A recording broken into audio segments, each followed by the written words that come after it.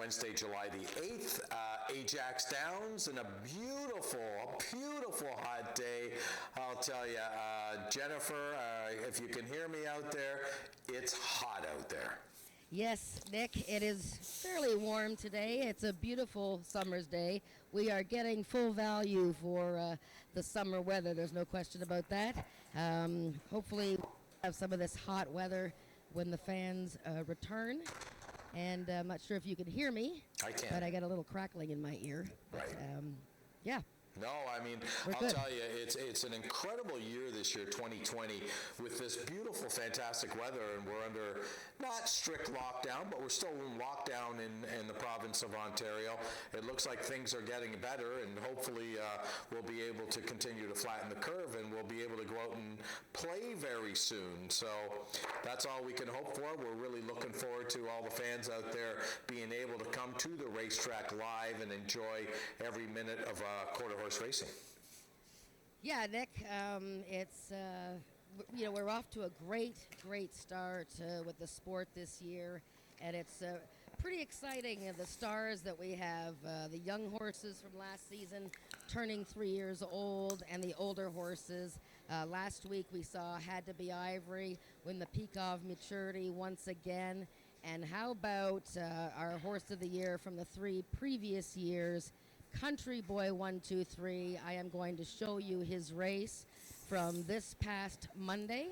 It was at Indiana Grand Racetrack, and it was very hot there as well. They had one big quarter horse stakes race, the Bradford Stakes, the race that Country Boy won last year.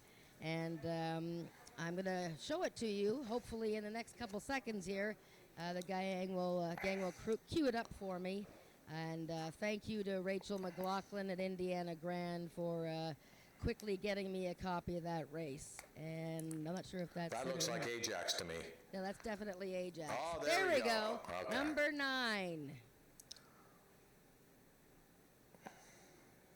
We need Frank making the commentary here. Okay, well, there should be sound, but anyways, he's the 9 horse. And he draws off to hold off the favorite Valentino, and a nice easy win for Country Boy 123, who was taken care of down there by Anthony Cunningham for Ruth Barber, who watched on the computer on Monday night. So that was pretty exciting, and Country Boy is due to arrive back in Ontario later this evening, and let's keep our fingers crossed that we can see a nice race between him and Had to Be Ivory soon. I know the distance series gets back going again for him maybe sometime in late August. There goes your paper. Yeah, I know, because all of a sudden there's a breeze. But, yeah, so that was pretty exciting. Now, when you say he has to come back into Ontario tonight or he will be back, does he have to quarantine like other human beings do, or horses get an exemption on the quarantine rule? No, the horses are just allowed to come over the border and go across the border, and nobody can bring the horse over and stay up here. They have to go right back. But I believe Ruth has somebody picking him up from her own team at the border tonight. Well, I'm really excited about Country Boy 123. That just proves out there that our horses here at Ajax Downs can compete on the world scale in quarter horse racing. I think that's very, very important. So when you are watching our racing here, you are watching some of the best quarter horses in the world, and that just says a lot for the product that we have here. So let's jump into today's card of racing. We have 9 races on tap. The first race is a Speed Index race. These are 3-year-olds and up with an average of 70 and under. A field of 6 for race number 1. I went with the 3-horse all night long, Ramiro, Sanchez, Castillo, riding for Bob Brockstock. This horse is making his 3rd start of 2020.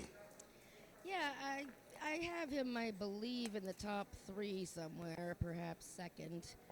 I'm not even sure if I have him in the top 3. I can't remember, but anyways. You didn't.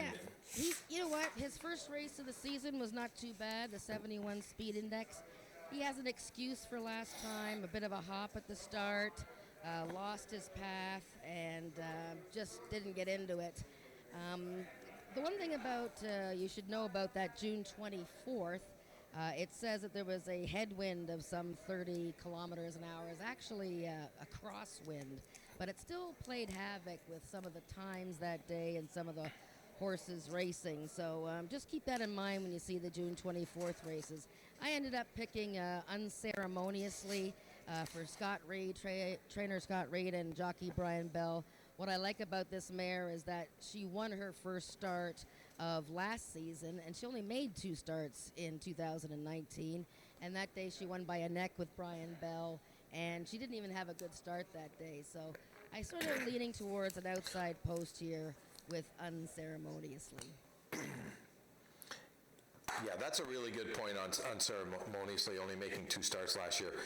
I'm not usually crazy about horses that only make 2 starts in a year and they come back. It kind of tells me that they might have some issues.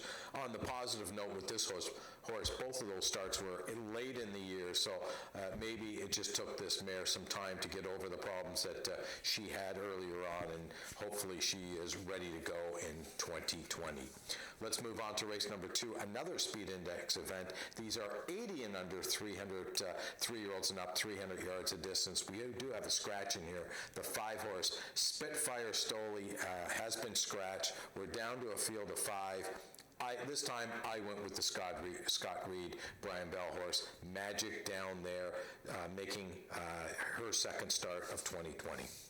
Yeah, I wrote race at the top of this, and of course it's the start of our first pick 3, and a case could be made for any horse in this event, but the one horse that is taking quite a big class drop, and you have to look closely, is the 3-horse Ice and Snow. Mm-hmm. And I know he hasn't won in a couple of seasons, but he has not been in a speed index race for some time. In fact, in the fall when he raced in a speed index race, that was for horses with an average of 90 and under, and now he's in an 80 and under. And in his second start of this year, he raced against Feisty Icon and his stablemate Ghost Pines. Ran well, but just sort of galloped along behind him. If he's going to win, Nick, it will be today. Yeah, you're absolutely right. Ice and Snow is taking a huge class drop, and he's never seen horses this soft for quite some time. He is a 7-year-old. He is making his third start of the year. The only question I have I know he's over for the last couple of years, but he's only 3 for 40 on the win end. So he's not a horse that really has shown a propensity to win, but certainly hasn't faced a soft field like this in quite some time. Let's move on to race number 3, a maiden event. These are 3-year-olds and up, running a distance of 330 yards. Maybe I was reaching a little bit. I went for the 2-horse Reach For It. Aha, very good play on words there. There you go. Well, I'm going to let you see his last race, first of all, here. We're going to look at June 24th, the 4th race, and we have several horses in this 3rd race that were in that June 24th event, and we're going to be looking at the almost white horse, Wild Kate's Dynasty. We're going to be looking at Reach For It, who's in the 7 post, and Investments is in the 3. But let's first of all watch the 7 and 8 on the outside. Wild Kate's Dynasty is the white horse, and Reach For It is to her inside. And what we're going to see here is, I thought the gray mare bobbled a little bit, broke outward, and then finished really well once she got straightened away.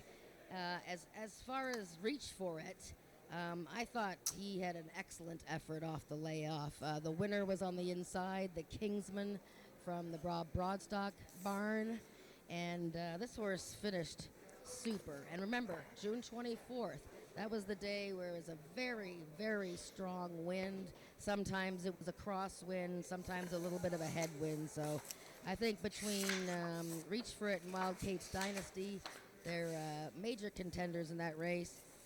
Having said all that, I picked this Chick Rules, and I think this filly stretching out for her second race at Ajax Downs, she's going to be a tough one to beat.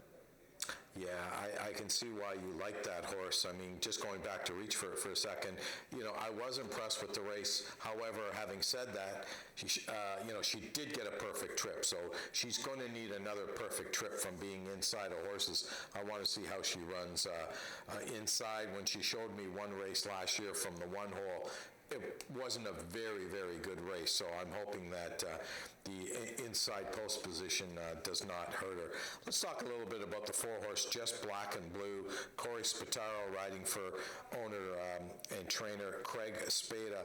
This is a horse that's making his second start here at Ajax Downs. He was claimed for $5,000 down in Louisiana back in November. Yeah, number 4, Just Black and Blue.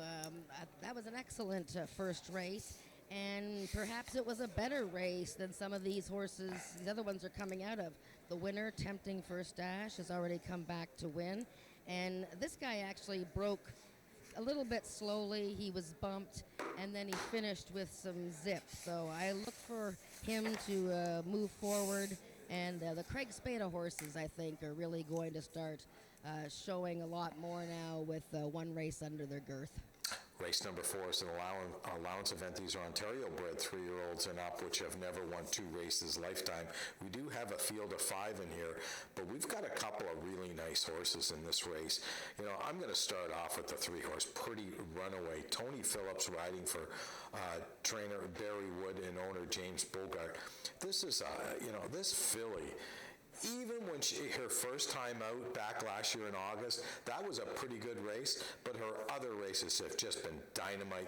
She's a stakes winner. She's got $35,000 in the bank, and I think she's a really nice filly. Yeah, and she was 10 cents on the dollar on June 10th, making her first start of the season, and she actually lost. Phil Jefferson was pulling away from her, and it says ahead, but I think it was more like almost a length that day. But it was a good start for her. Of course, she has been sold since that race. The Hesty Sport owned her, and Jason Pascoe trained her, and now she's in the barn of trainer Barry Wood for James Bogar. The thing about Pretty Runaway is she's going to enjoy stretching out from 250 to 330 yards, and that's going to help her a lot. Tony Phillips back riding. Her main competition is the horse that I picked, the 2, Silken Siri, who is just a real tank of a filly, and her season debut was quite gritty as she, she was sticking her neck out to win that race, and I think she'll be just as better going at 330 yards. You notice with Silken Siri, her last 4 starts of last year, she chased the champion 2-year-old male, Eazy Street. Yeah, Silken Siri, I think, ran a real big race. I think this filly is a really nice filly as well. She had 6 starts last year and couldn't win a race, but this year she came back. She beat a horse called One Kool Dynasty. Well, if I'm not mistaken, the horse One Kool Dynasty is in the last race today. So if Silken Siri runs a good race, maybe you can bank on One Kool Dynasty in the last, who looks to be a nice horse, by the way. The race down at Remington Park got beat half a length, so, she's a pretty serious horse. The question I have for you, Jennifer, back on Pretty Runaway, as you mentioned, trainer change, ownership change. I guess in horse racing it's no different than in other athletic sports. Change of coach sometimes is a good thing, sometimes not such a good thing. What do you think? Well, knowing a little bit about Pretty Runaway, I mean, she came with a bit of a reputation last year as a 2-year-old that she was a little hard to handle. She appears to be a little more settled just from her first outing this season. But yeah, Barry Wood and James Bogar have had a little bit of time to get to know her. I think, probably had almost 3 full weeks. So they probably learned enough about her to be quite okay with her today. Okay, let's move on to race number 5. It's an allowance event. These are 3-year-olds and up, which have never won 3 races. So we've gone from a non-2 to a non-3. The difference between the two conditions, other than, of course, one extra win, is we do have an older horse in race number 5. The 2-horse Chester Nez is a 5-year-old running against 3-year-olds. Yeah, and this race is not for Ontario breds, as the 4th race is. And this is a fascinating matchup. If you're betting any kind of exactors or whatever, you have to pick between the 2 logical horses here, Eazy Grey's Anatomy and Chalk Cliffs, both impressive winners of their 2020 openers. Of course, Chalk Cliffs has not lost in 2 career starts. He won that debut in July, came back 11 months later and galloped to victory on June 17th. Eddie Walton rides for Michelle Woodley, who trains, and she's off to another good start. And this California-bred colt gelding he's a really good one. But Eazy Grey's Anatomy, this guy was actually a little fractious in the gate when he made his first start at Ajax Downs. Now, given he had been racing all winter at Remington, but there was a horse beside him that broke through the gate. There was a delay. Then this guy bobbled coming out of the gate when the race began, and he still drew off to win quite nicely with a recorded 94 speed index. So the bottom 2 horses, they're the ones to focus in on in race 5. Yeah, I originally, and I did pick 5-4, by the way. I felt that way. But the more and more I looked at this race, I thought, you know what, maybe I'm not right. And I'll tell you why. I look at the 1 horse, A Lone Hand. I mean, what a nice gelding. 6 starts, never been worse than second in his life. He got beat to a horse called Trez on Fire last time, who's not a bad horse. I mean, this is a serious racehorse. I look at Chester Nez. I mean, really, maybe not this caliber, but very, very consistent. And of course, Louis Armstrong, TLC. I mean, what a great name. Well, I mean, that's how good this little race is. It's A Lone Hand, Oh. who is stakes place last year and one of the top 2-year-olds. I've picked him 3rd. So, yeah, it's a really tricky race. I'll be interested to see how Louis Armstrong runs off the 1-year layoff. He did have an 84 speed index in his 2nd career race at Sam Houston. I tend to watch the Dunlop horses once off the layoff. I think Louis Armstrong will be singing his way to victory. All right. Race number 6 is a stakes race. These are 3-year-olds and up, going 350 yards. Now, the purse is $21,600, and wow, I mean, no had to be ivory today, but we've got Maryland Magic, who gave him everything he could last time. Yeah, so this is the start of our pick 4, which ends with that wonderful maiden race, and this is a tricky event because a whole bunch of horses raced a week ago in the peak of maturity, and this is the first leg of the distance series. So the horses, you want your horses to run in all 3 legs because you gather points and then get the award at the end. So the good news is the next leg of the distance series isn't for more than a month. So we see a lot of the horses coming back in a week. Not Whistling Dixie was first-time Lasix, and that was a good tune-up for her. I expect to see her go forward. Chicksgotmewonderin, who was so impressive 2 weeks ago when he won, and then lost all chance in the peak of maturity when he was bumped around in that incident with the 1 horse, had to be ivory. And but Maryland Magic looks pretty strong here.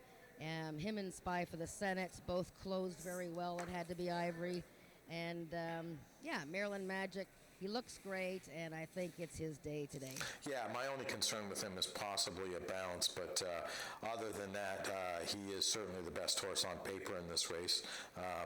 When I look at the 3-horse Chicks Dig My Money Bags, who I didn't pick today, I just found it hard to pick a horse that's run 3 weeks in a row, especially with the extreme heat we're having today. What say you, Jennifer? Well, I know that Ruth Barber was telling me that Chicks Dig My Money Bags was just loaded for bear the day after he raced in the peak of maturity. So he was raring to go. She would not race him if he was not. And of course, Louis is anxiously awaiting the return of his buddy, Country Boy 123 today. There you go. He's a little lonely. Let's look to race number 7, a starter allowance for the race. These are 3-year-olds and up, which have started for a claiming price of $10,000 or less since July 1st, 2018. We're kind of running out of that condition, by the way, because we don't run very many claiming races, if any, here at Ajax Downs. This is a race where, again, a compact field of 5, but really you can make a case for quite a few of them. I ended up with Quick, Bolls, Jangles, Helen Vanek on the outside. Well, if I can squeeze the replay in, 4 of these 5 met on June 17th, race 2. So if we can take a look at that race, we're going to look at SW Hail to the King in the 1 hole. The white horse, Channelislandsflyer, is the 2, Arctic Fame the 3, and Quick Bolls Jangle is the 4, the other dark gray horse. And here they are, all coming down to the wire. SW Hail to the King, 3rd win in a row to just hang on over Arctic Fame, and that was at 250 yards.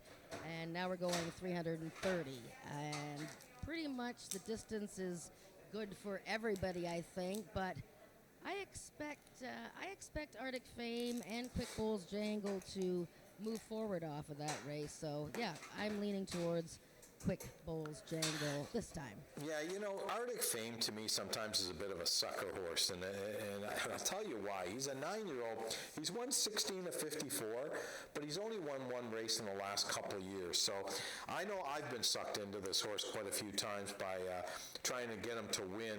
And the last time, he won, I wasn't, of course, on the bandwagon because I usually give up on them, but they come back. But be careful with Arctic Fame because many times he looks like he's in the right spot, and for whatever reason just doesn't get the job done. But maybe today could be the day. Let's move on to race number 8, another speed index event. These are 3-year-olds and up, 90 and under the number, 330 the distance. Unfortunately, we have 2 scratches in here, number 1, Feisty Icon, and number 6, Carlos II. I understand with Feisty Icon that he's not really a horse that does well in extreme heat, and I really have to tip my hat and feel very, very proud that owner-trainer Richard Kennedy has decided to scratch this horse in a spot where he had a big chance just for safety reasons. And Rick, thank you very much for being a very good horseman. I appreciate you doing that down to a field of 4. Yeah, it was going to be fun to see a Feisty Icon, the 8-year-old horse of the year from years previous, already a winner this season, and going up against the undefeated horse, Eazy Street, the top 2-year-old of last year. That was going to be fascinating. We'll have to wait for another day for that. So right now we've got the 4 horses, Eazy Street surging in his season opener. Pretty impressive. I mean, his 2-year-old races were impressive, but this one against the older horses was pretty nice. And I Am the Eagle is the First Lion Racing Syndicate horse, and he ran a huge race against Eazy Street that day. So that's the matchup that I'm looking at. And perhaps Ice Witch is going to show something a little off the layoff, but I think it's the Eagle and Eazy Street. Yeah, Eagle ran a huge race last time. Couldn't beat Eazy Street. Not sure he can today, but you never know. And just further to my commentary on Rick and the heat, I just want people out there who are not overly familiar with horse racing. The heat sometimes affects some horses more than others. So the fact that Rick made that decision is a good decision for that horse. But that doesn't mean that another horse has to be scratched because of the heat. Because some horses can just handle the heat better than others. No difference with humans. Some humans can't handle the heat out there, and some others can. So it's an individual decision, and it's individual to the horse. Let's move on to race number 9. It's a maiden event. What a betting race this is. I'll tell you, if you want to bet quarter horses and you want a really good race to bet on, race number 9 has got everything you want. These are maidens, Ontario-bred maidens, 300 yards, and we got a full field of 10. What say you, Jen? Well, with all the interesting horses in here, I've landed on the big favorite. I think she's going to be the big favorite, One Kool Dynasty, who you were mentioning earlier. And when she was second in her opener, or second start of the season, first at Ajax, to Silken Series, she actually stumbled at the start. And I'm not sure she was going to beat Silk and Siri anyways, but she ran a big race, and she just seems to have a leg up on some of these guys here. But there are a lot of intriguing beginners in the field. One of them is on the far outside, Red Wagon Dust, and this is a McNichol bred that's now owned and trained by Amanda McCormick. And this gelding is out of a mare who won the first 3 starts of her career, including the Ontario Sires Futurity. This is her first foal, and she was a very precocious mare. And the stallion was an excellent racehorse as well. And there's Easy Street's half-brothers in here, Captain Carver. He's an interesting horse, 2 from the outside. Hasn't run in 2 years, however, and Michelle Woodley has taken over the training of this horse. Showed a bit of promise in 2018. The breeding is certainly there. Who did you like, Nick? I went with Captain Carver because of that.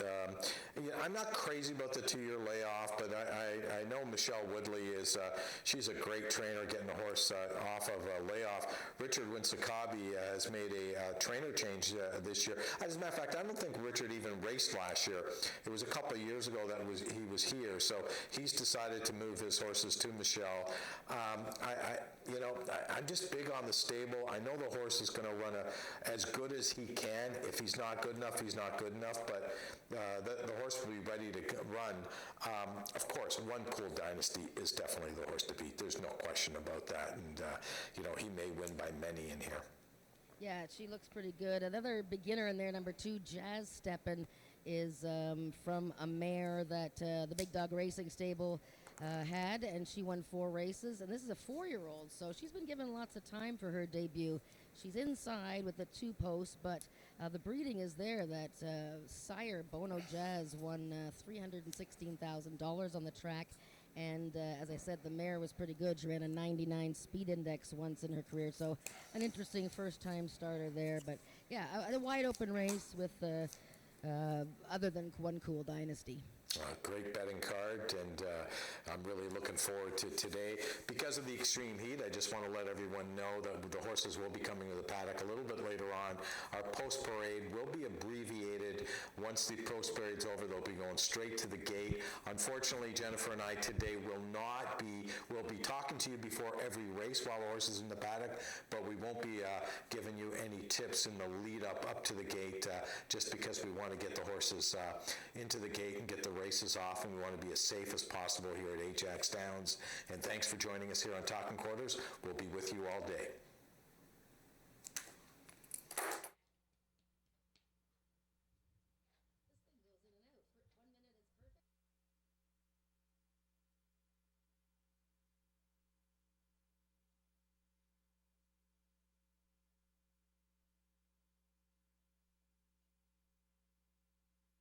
Ladies and gentlemen, good afternoon and welcome around the globe to Ajax Downs for live quarter horse racing. On this afternoon's card of racing, 9 races for you. I will take you through the changes and or corrections, overweights and equipment changes. Turn to your programs to race number 1. In the first race, number 1, Hanover Hill Dashing, will be 3 pounds over. Number 3, All Night Long, 2 pounds over. Number 5, Unceremoniously, 2 pounds over. And number 6, Copper State Prince, 2 pounds over. Wearing the flipping halter in race 1 will be number 3, number 4, and number 6. An equipment change, all wearing the flipping halter. In today's second race, we have a vet scratch from your programs, number 5, Spitfire Stoli. The following overweights, both number 4, Ms. Mexican Mouse, and number 6, Magic Down There, 2 pounds over. And wearing the flipping halter will be number 2, Isa Dexter. Also, please note that race 2 will not have any superfecta wagering. It will be win, play, show, exactor, triactor wagering. Race 2 is race A of the early pick 3. In the third race, the following overweights, number 1, Investments. Number 4, Just Black and Blue, 2 pounds over. Number 6, This Chick Rules, 3 pounds over. Wearing the flipping halter will be number 3, Woke Up in Love, number 4, Just Black and Blue, and number 5, Wild Kate's Dynasty. In the fourth race, the following overweights, both number 1, Just Carolina's Award, and number 2, Silk and Siri, 2 pounds over. Number 5, She's Perry Feisty, 3 pounds over. Race number 5, the overweights, number 2, Chesternez, and number 3, Louis Armstrong TLC, 2 pounds over. Number 5, Chalk Cliffs, 3 pounds over. Horses wearing the flipping halter, number 3, Louis Armstrong TLC, and number 4, EC Gray's Anatomy. That brings us to the 6th race, the QROOI Distance Series. And in that race, we have the following overweights, both number 2, Eleanor, and number 4, Jessa Deal, 2 pounds over. Number 6, Spy for the Senate, 3 pounds over. Horses wearing the flipping halter, number 2, Eleanor, and number 6, Spy for the Senate. Race 6 is Race A of this afternoon's Pick 4. In the 7th race, number 1, SW Hail to the King, 3 pounds over. Both number 2, Arctic Fame, and number 3, I Got Your Back, 2 pounds over. And horses wearing the flipping halter are number 1, number 2, number 3, no, not number 3, and number 5. 1, 2, 5 were the flipping halter. Race 7 is Race A of the late Pick 3. In the 8th race, we have a Stewart scratch, number 1, Feisty Icon. Feisty Icon will not go postward in the 8th race. Also, we have a vet scratch, that's the number 6 horse, Carlos II. Scratch number 6, Carlos II. And the following overweights, number 2, I Am the Eagle, number 4, A Rising Miracle, both 2 pounds over. Both horses wearing the flipping halter, also number 2, I Am the Eagle, and number 4, A Rising Miracle. Race 8 is the first half of the late daily double. That brings us to the 9th and final race of the afternoon. The following overweights, all carrying 2 pounds over, are number 1, Bulldog, number 3, Wavin' Back at Ya, and number 5, Chicksgotmewonderin. Number 8, Captain Carver, will be 3 pounds over. Also, we have a program error with the owner of number 7, Kits Award. That should read Paul Garrison, not Hesty Sport Incorporated. Paul Garrison, the owner-trainer of number 7, Kits Award. Horses wearing the flipping halter in race 9, number 1, Bulldog, number 7, Kits Award, number 8, Captain Carver, and number 9, Caraway's Azure Jan. Those are the changes thus far in the program. Any further changes or corrections will be given to you before each race. The track conditions are